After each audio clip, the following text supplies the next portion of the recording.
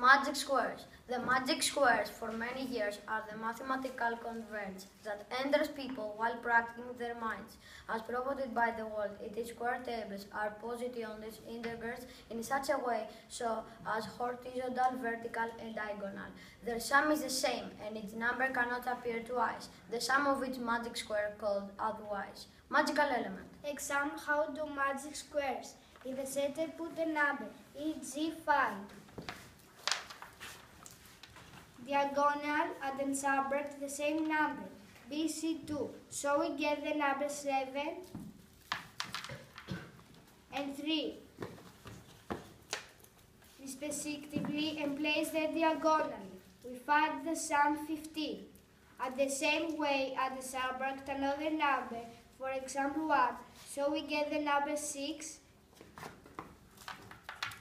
and 4.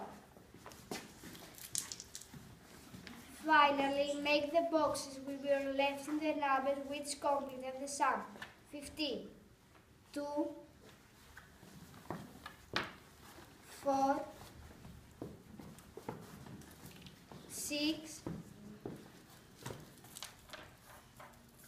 8.